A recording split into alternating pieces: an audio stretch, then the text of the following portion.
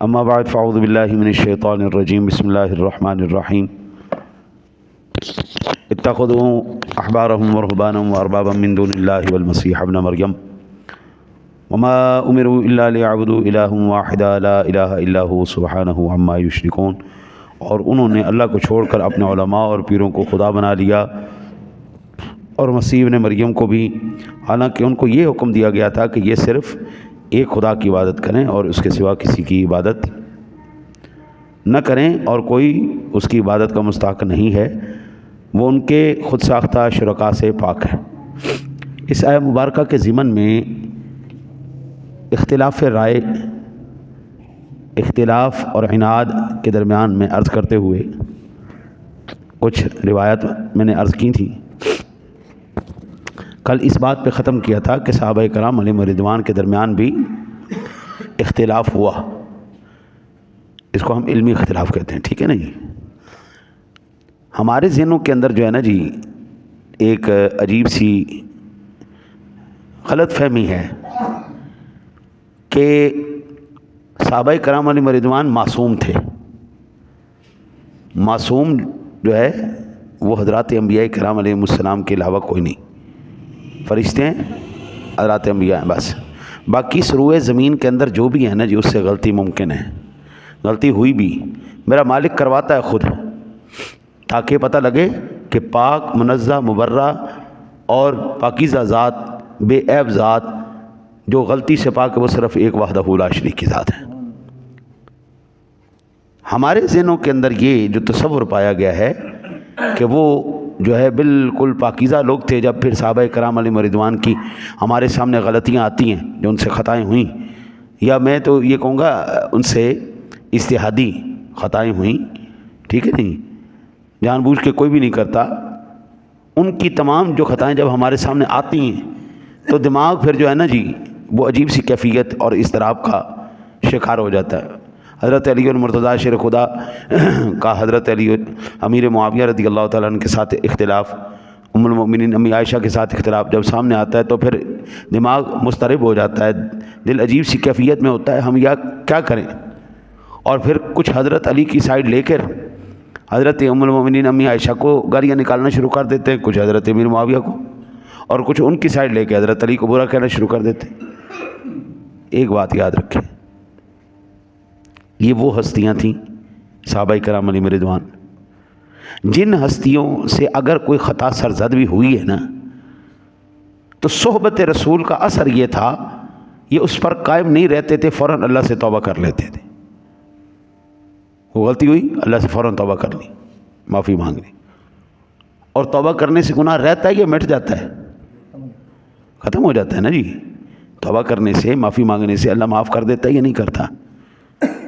اچھا ایک بات تو یہ، دوسری بات حضور کی صحبت، ابھی ہم نے کل بخاری شریف مسلم شریف کی حدیث پاک پڑھی تھی کہ اللہ کے ذاکر ایسے بھی ہیں ان کی مجلس میں کوئی ایویں بھی آ کے بیٹھ جائے نا تو لا یشقی جلیسہم، ان کے پاس بیٹھنے والا بدبخت نہیں ہو رہتا، اللہ اس کو بھی نیک وقت کر دیتا ہے۔ سوچو یار، وہ ہستیاں وہ تھی جو جناب رسالت مآب صلی اللہ علیہ وسلم کے پاس بیٹھی ہیں، صحبت رسول ہی ان کا کفارہ تھا، حضور کے پاس بیٹھ جانا ہی ان کا کفارہ تھا۔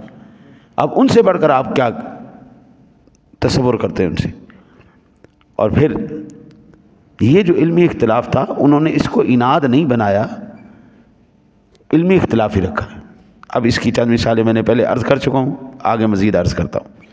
حضرت اکرمہ بیان کرتے ہیں حضرت علی المرتضیٰ شیر خدا نے ایک قوم کو جلوا دیا،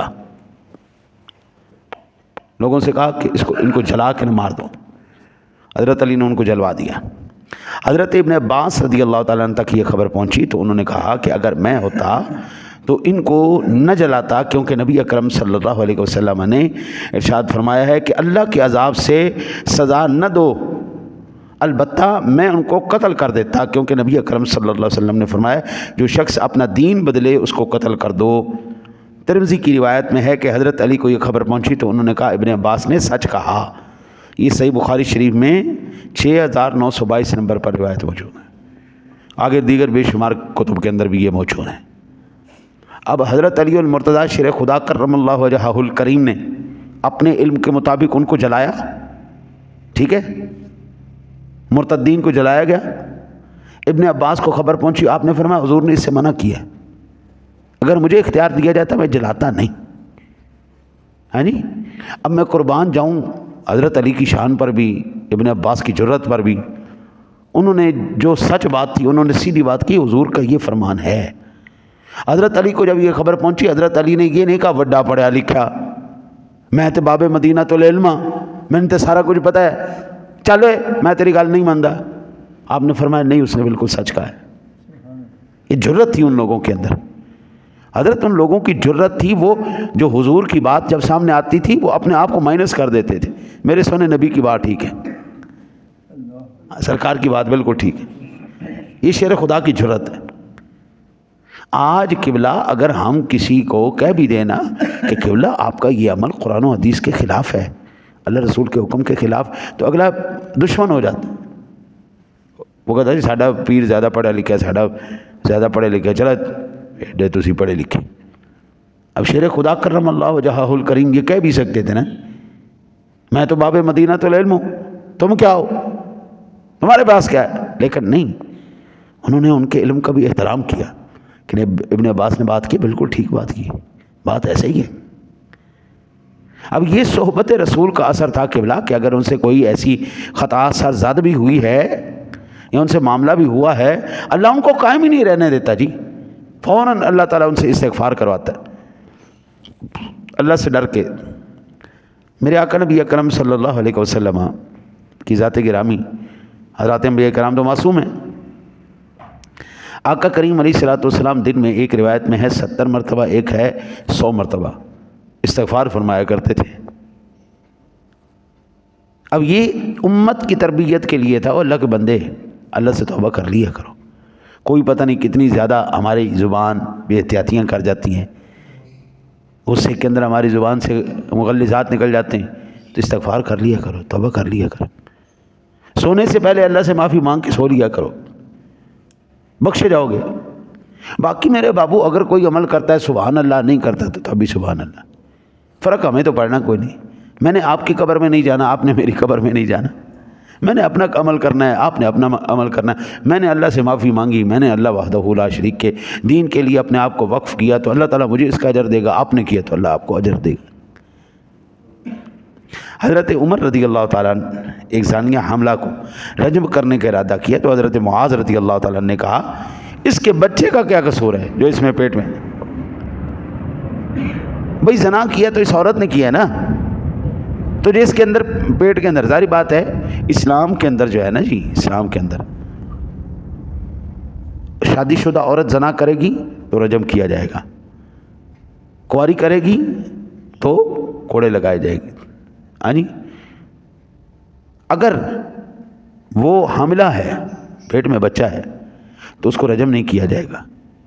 حضرت عمر فاروق اعظم رضی اللہ تعالیٰ عنہ قانون کے مطابق اس کو جب سنسار کرنے لگے، تو حضرت معاذ نے کہا جو اس کے پیٹ میں بچہ ہے اس کا کیا قصور ہے؟ یہ حدیث پاک میں نے پہلے بھی عرض کی تھی کہ حضور نبی اکرم صلی اللہ علیہ وسلم کی بارگاہ میں بھی عورت آئی تھی، یا رسول اللہ زنا ہو گیا، پاک کر دو، پیٹ میں بچہ بھی ہے، فرمایا جاؤ اللہ سے معافی مانگو، استغفار کرو، استغفار کرو۔ عورت نے پھر اصرار کیا، آپ نے ارشاد فرمایا اور تجھے تو میں سنسار کر دوں، جو تیرے پیٹ کے اندر بچہ پل رہا ہے اس کا کیا کروں؟ اس کو کس چیز کی سزا ہے؟ گناہ تو نے کی ہے، جاؤ اس کو پہلے پیدا کر کے جب وہ پیدا ہو گیا حضور کی بارگاہ میں پھر آ گئی، یا رسول اللہ یہ بچہ ہے، فرمایا تو مر گئی تو اس کو دودھ کون پلائے گا؟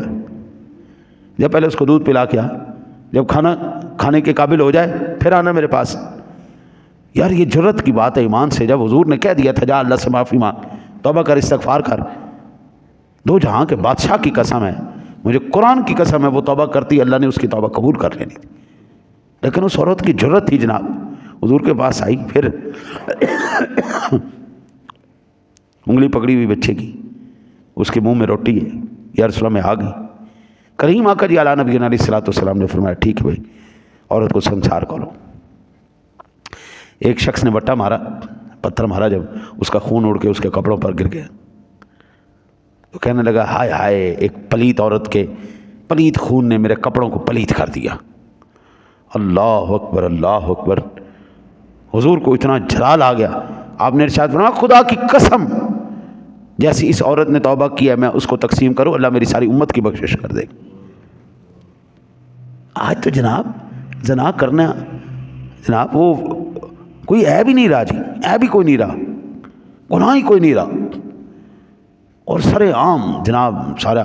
اب تو حکومتیں کہنے پر مجبور ہیں جو آپس میں جو کر رہے ہیں کرنے دو جی، دفع کرو جی، ہم تو اس کا لیں گے جو زبردستی کی جائے گی، جو ریپ کیا جائے گا ہم اس کا لیں گے نہیں، اور وہ بھی سزا اسلامی نہیں ہے۔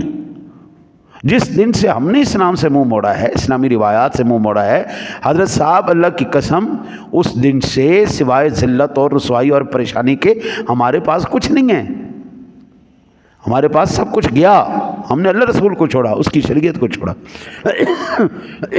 آنے والی نسلیں پتہ نہیں اللہ کو مانیں گی بھی یا نہیں مانیں گی، یہ ہماری نسل تک کی ہے، ایسی نماز روزہ حج زکوٰۃ اور یہ سارے خیرات وغیرہ کر رہے ہیں۔ آنے والی نسل کے اندر یہ چیز نظر کوئی نہیں آتی۔ جس کا جہاں پر جناب پروگرام چلا ہوا ہے وہاں پہ اس نے چلایا ہوا ہے، پیسہ پیسہ پیسہ پیسہ پیسہ، آئے پیسہ، آئے پیسہ، آئے پیسہ، آئے جناب دنیا، آئے دنیا، آئے دنیا، آخرت کی فکر ہی کوئی نہیں۔ آپ میں سے کون ایسا ہے جس بندے کی تمنا یہ نہیں کہ میرا اپنا ذاتی مکان ہو؟ ہر ایک کوشش کرتے ہیں، کسی کی کوشش کامیاب ہو جاتی ہے، اپنا ذاتی مکان بنا لیتا ہے، کوئی ساری زندگی لگے رہ جاتے ہو اپنا ذاتی مکان ہی نہیں بنا سکتے۔ لیکن آج تک میں نے بہت کم، ایک زمانے کے بعد میں نے ایک بندے کو سنا کہ یار میں نے نا اپنے مرنے کے لیے نا قبر خریدی ہے، اور میں نے اپنے لیے بھی قبر خرید لی ہے، اپنی بیگم کے لیے بھی خرید لی ہے، قبر کی جگہ خرید لی ہے۔ پتہ نہیں بعد میں میری اولاد کے پاس پیسہ ہو بھی کہ نہ ہو، پتہ نہیں بعد میں کہاں پہ وہ۔ یہ میں نے بڑے زمانے کے بعد جا کے بات سنی، بہت زمانے کے بعد، ورنہ آج یہ کوئی بات نہیں کرتا کہ میں نے اپنے لیے قبر کا اہتمام کر لیا ہے، کفن کا انتظام کر لیا ہے، نہیں، یہ بات کوئی نہیں سننے کو ملتی۔ عید کپڑے سوانے سے نہیں یار وہ دینے درزی نو یار وہ مہینہ لا دیں کپڑے، وہ نہ کپڑے دی بھی فکر ہے، گھر دی بھی فکر ہے یار، اتری پورشن پانا ہے، نوی منزل بنانی، نواں گھر بنانا ہے۔ تو بابو جڑا حقیقی گھر ہے تیرا، ادھر کوئی گھر مجھے ایسا دکھا دے آپ کی نظر میں ہو جو 100 سال پہلے جو اس میں مکین رہتے ہوں آج بھی اس میں وہ مکین موجود ہو۔ یہ ہے جی ایک گھر کی پوری کہانی۔ 100 سال پہلے جو گھر میں افراد رہتے تھے، آج 100 سال کے بعد اس گھر میں وہ افراد نہیں رہتے، گئے وہ لوگ۔ لیکن ایمان سے بتانا، یہ تمہارے قریبی بڑے بڑے بزرگوں کی قبریں ہیں۔ حضور میاں میر رحمۃ اللہ تعالیٰ علیہ کی قبر شریف ہے، حضور داتا صاحب رحمۃ اللہ، 980 سال گزر گئے حضور داتا صاحب کو گئے ہوئے، آج بھی ان کا مزار وہیں پہ ہے۔ قبر کا یہ اس گھر کا جس کے پیچھے ہم نے سارا کچھ برباد کر دیا، جو ساری ہماری قوتوں کا مرکز یہ گھر ہے، 100 سال اس میں کوئی نہیں رہ سکتا حضرت جی۔ وہ جو گھر جس میں ہم نے صدیاں پڑے رہنا ہے، اس گھر کا کون فکر کرتا ہے؟ اس گھر کی فکر ہی کوئی نہیں۔ اس لیے اللہ کے واسطے اختلاف کو علمی اختلاف تک رہنے دیا کیجیے۔ اور رہی بات یہ صحابہ کرام علیہم رضوان کی، کون افضل ہے، کون تھلے ہے، کون اتے، میں اس بحث میں پڑھتا ہی نہیں۔ میں ایک بات کرتا ہوں، کائنات میں سب سے خوبصورت ترین حسین ترین چہرہ جو رب کائنات کو پسند آیا وہ میرے محبوب کا تھا۔ اللہ نے ان لوگوں کو اس دور میں پیدا کیا ہے کہ انہوں نے حسن مصطفیٰ کے جلوے دیکھ لیے ہیں۔ یہاں پہ ہی بات ختم ہو گئی۔ اب افضل کون ہے، ادنا کون ہے، فیصلہ اسی بات پر ہوگا کس نے سب سے زیادہ صحبت رسول حاصل کی، جس نے سب سے زیادہ حضور کی صحبت قربت حاصل کی، بھائی وہ افضل ہے۔ بس جو حضور سے جتنا دور ہوتا آ جائے گا وہ نہ ماڑا ہے جی۔ باقی صحابہ میں سارے صحابی سبحان اللہ رضی اللہ عنہم ورضوا عنہ، اللہ ان سے راضی ہو، انہوں نے اللہ کو راضی کیا۔ لہٰذا اللہ سے دعا کرتے اللہ تعالیٰ آپ کو مجھے صحیح قرآن سمجھ کر اس پر عمل کی توفیق نصیب فرمائے۔ اللہم صلی علی